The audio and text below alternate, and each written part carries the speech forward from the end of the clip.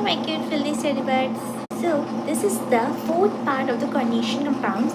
So in this we will be again continuing the topic of ligands. So we have seen that ligands are those that bind to the metal atom, and they can be unidentate, bidentate or polydentate, and sometimes they form Gillette ligands. What are Gillette ligands? So when the didentate or polydentate have two or more than atoms, so when they join they form a Gillette complex, they form a Gillette ring, and this forms, then they are called as Gillette ligand. And the number of these ligating ligands is called the denticity of that ligand.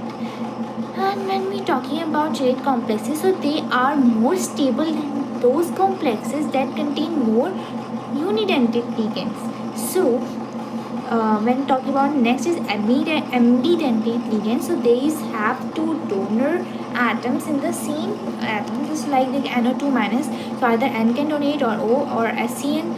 So we can C or either S. So it's like, sorry, in SCN either S or either the N can. Now next we have coordination number. Now when we are talking about the coordination number, so it's how by number of donor atoms by which it is bonded to the metal ion. So for the didentate ligands, when you're talking about, so there may be 3 connected to the metal atom, but actually they also have 6 as coordination number.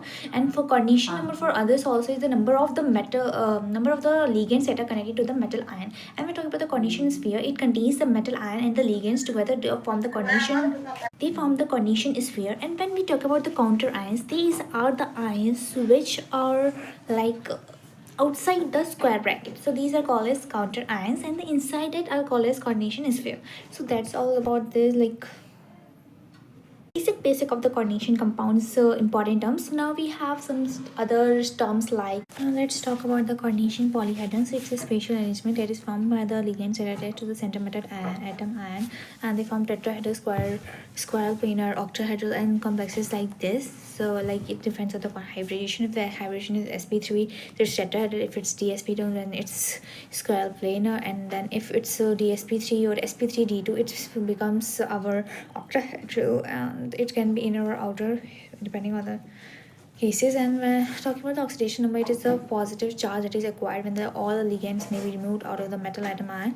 And talking about the homoleptic complexes and heteroleptic complexes, if the ligands attached to the center metal ion are same, it's homoleptic complexes, and if they are different, it's called the heteroleptic complexes. So more than one kind of donor atom separated, they are heteroleptic. So it depends like that. That's all the important terms about the coordination compounds.